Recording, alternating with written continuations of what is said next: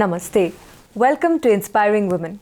Our guest for today's episode is Dr. Tammie Ronen. She is a professor at the Tel Aviv University and the co-founder and chief scientific officer at BuzzLife, an Israel-based company that works for well-being. Welcome to the show, Professor. Thank you for hosting me. 40 years in the field of social work.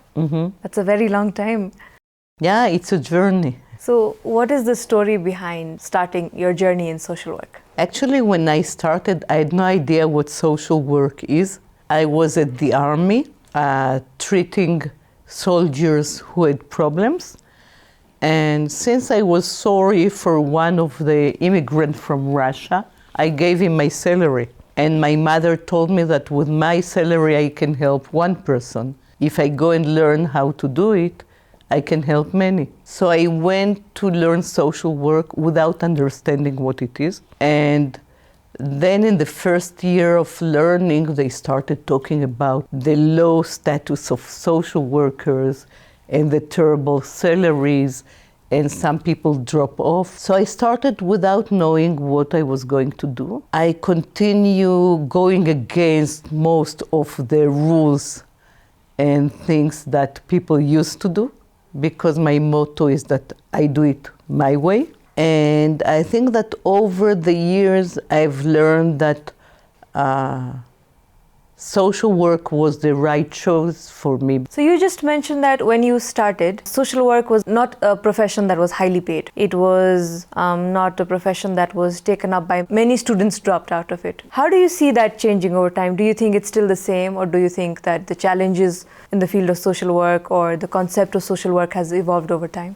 I think that over the years, social work became more and more important because the situation of the world, the population, the needs are not improving, and more people need help. For example, now after COVID, many people that didn't need help before need it now. However, I think we still try to cope with old methods and old tools, and I think bureaucracy is terrible. The status of social worker haven't changed a lot. If you tell that you're a psychologist, it's much more prestige than being a social worker. And salaries are very low, but I think people need them. But I think we should act differently, because I don't like the idea that we come into practice and help when people are in crisis and people are in need. I believe we is not only social work. I think that change will come when we will learn to work together, education, health, psychology, social work, and create change for the world, for the people. Work much more on preventive care, work much more on acquiring skills. And actually, this is something I've been doing all my life. Now we have a company, a well-being company, BuzzLife, that we impart skills to people. It started with me working with the great children as a social worker, developing into learning program for school. Now we're talking about positive education. So I think we look at social workers as a figure that help people to take children out of home, to prevent abuse, to make them secure, to help the elderly. But if we look at Maslow pyramid, it's all taking care of basic needs. And basic needs are at the lower stage. And I think we came to a point when all of us wish to go to the end of the pyramid. We want to fulfill ourselves. It's not enough to feel secure. It's not enough to have food. It's not enough to have home. We want to be happy. So I think we need to use much more of positive idea in education, in health, in day-to-day life. And we can learn how to make more out of our life. And actually, this is my goal. I do it at the university as a professor there. I do it in the program that I'm heading in sustainable development, trying to work on improving well-being of the population all over. And I'm doing it in BuzzLife when we try to develop programs that will enable every person, every human being to improve their life, because we will always have poor, sick, needed people. And if we continue treating them, we will grow new generation of needed people. And what I would like to do is to try to educate people, to impart skills from the beginning, from kindergarten, to train people, enable them to cope better. And I believe that we're strong, we can do it, and we can manage our life better. So basically, BuzzLife focuses on people's strengths-based approach. Yes. What happened is the focus on the negative affect. Because people won't come to you and say, I'm too happy. Or not even I'm not happy. They'll come and say, I'm stressed, I'm post-traumatic, I'm depressed. So all the helping profession actually work with the problem in order to try to decrease it. And they develop all kind of techniques to do it.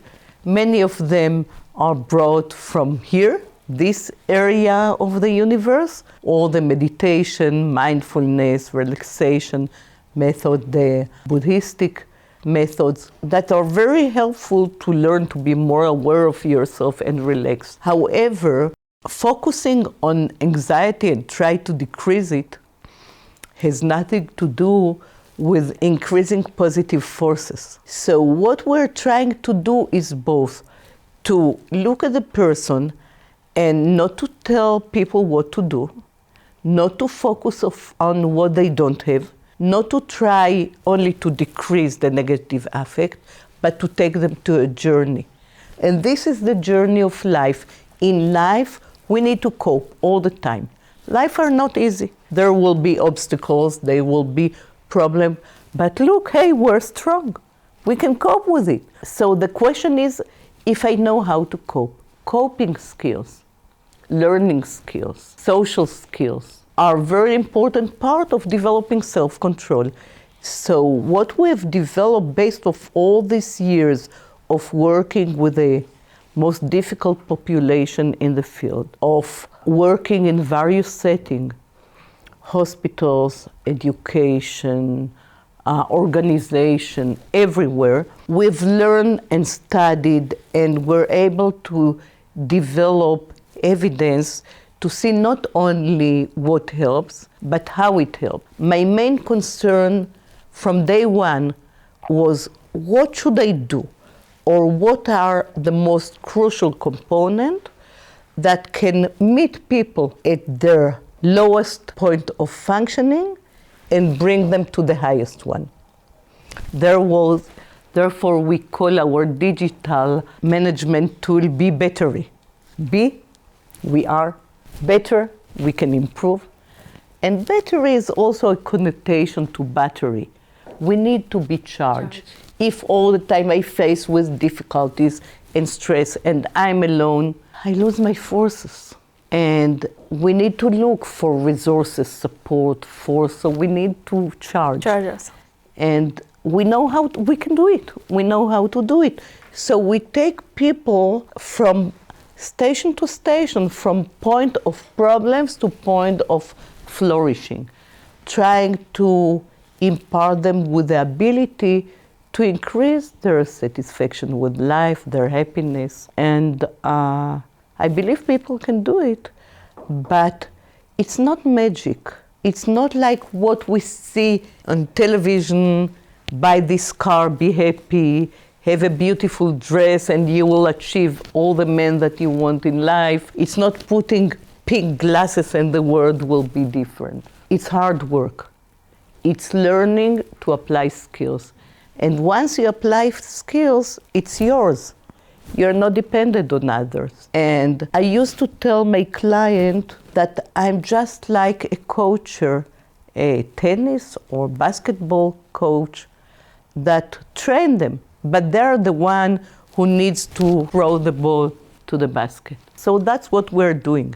We're training, giving people skills, and they have to help themselves. And the process is lots of important skills, because if you don't have a goal, you can't have your dream come true. You need dreams. And if you don't know how to take a big goal and divide it into specific behavior, do you know how to cope with poverty? I don't. It's a very big issue. Poverty is something that exists and many people suffer. But if you start breaking it into specific behavior, you can see that it's not only a matter of how much money people earn. It's a matter of how they manage their life, how they save, what decision-making process they take. And you can learn that you may help people by helping them take the best decision. So BuzzLife is basically helping people help themselves. Exactly. It's a self-improvement management tool that takes you to learn skills and help yourself, and you can pick whatever you want. Social work and sustainable development, they are subjects that concern the society. And society is always changing. The needs of the people are also changing. Like you mentioned, there are more poorer people now than there were before COVID. And more people need services now than before. So how often do you think the curriculum of sustainable development and social work need to be updated so that it can be relatable in the current context? All the time. I think that once we work with people, the issue is whether we work with problem or whether we work with people. I think that in our program for sustainable development, we try to bring new technology to the world, especially the developing world. I have wonderful colleagues doing it. However, if we don't understand the people, the way they think, their needs, it won't help. No technology will change the way farmers work. If I can't understand the way of thinking and understand people's motivation, I won't be able to help them. So I think the idea of working with the people, not doing things for them. What I've learned over the years is that if rather than treating the problem, you treat the person, rather than relating to what people don't have, you relate to what they can achieve, what strengths they have, their characters, how they can mobilize them, then we can achieve a lot. Would it be right to say that self-awareness and a growth mindset or a positive mindset is the key component to well-being? It's the first step. I can say it's the key component because, again, taking from learning process, if you want to apply new behavior, you need to go through process of being aware, identify, get the information. But this is not enough. Then you have to practice, and then you need to apply. You can explain to me many things. Often it will come from one ear, go from the other. I won't remember it. You explain to me new technique, how to work new machine. I don't remember. After I do it, I practice it for myself, I understand much better. We learn by doing. Awareness, identification, practicing, and applying. The more we apply and practice, the more we know. And then we should look inside and find who we are. How can I use if I'm anxious? I can do relaxation technique to reduce my anxiety, and it works for a certain time. But I can also ask myself, who am I? What characterizes me? What good strengths I have? I'm a very positive person. Could I tell myself that actually I don't need to be anxious? Could I tell myself relaxing things to help me not be that anxious? How can I find my strengths? How can I express positive emotion to help myself overcome? Or I can tell myself, yes, I'm anxious now, but I know that if I try to do it in spite of my anxiety, I will feel better. And I will feel better because then I can tell myself, great, I've achieved it. I succeeded.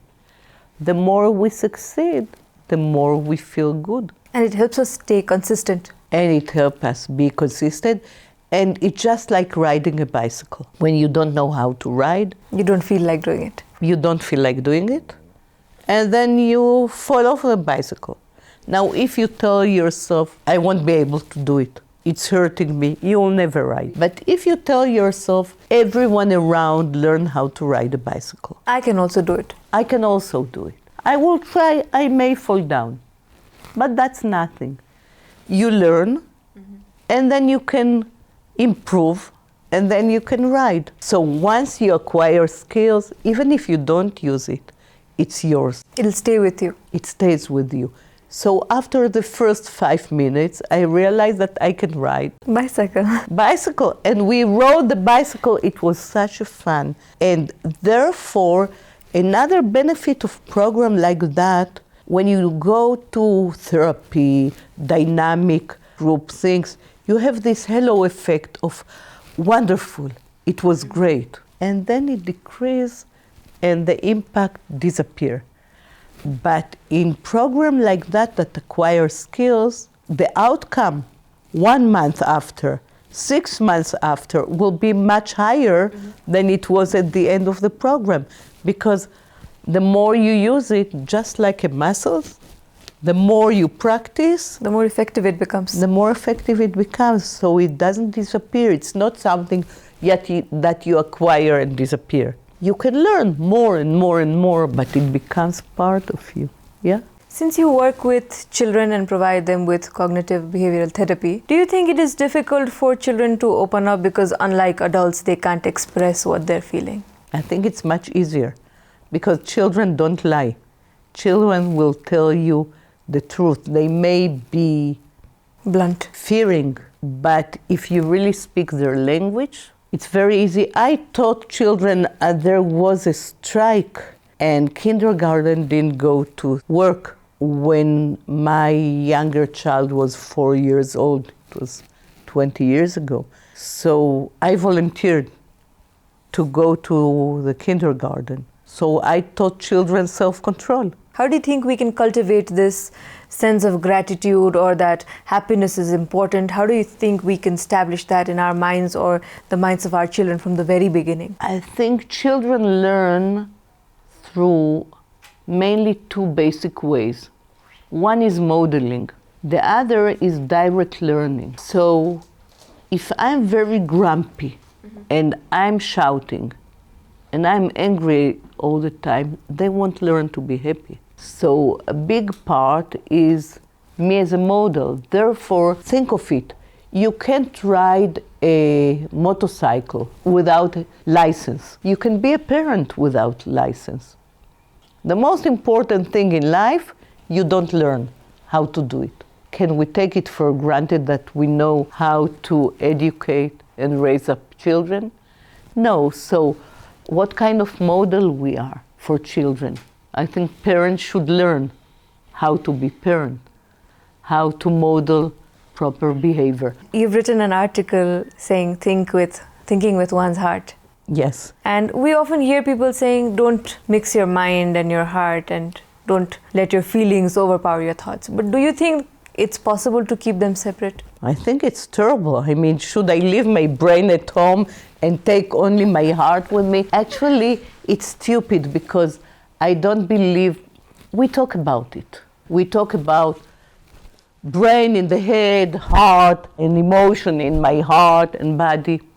We can't really separate it because I feel in my hands. I think with my brain, but I think with my heart. And we're one entity. Many years ago, we used to talk about psychosomatic disorder. And I used to have clients referring from hospital telling me they have epilepsy or they have some pain in their heart, but there is no physical reason, it's psychosomatic. Mm-hmm. We know better now.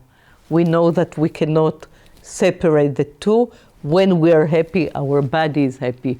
When my stomach is sick, I cannot be happy.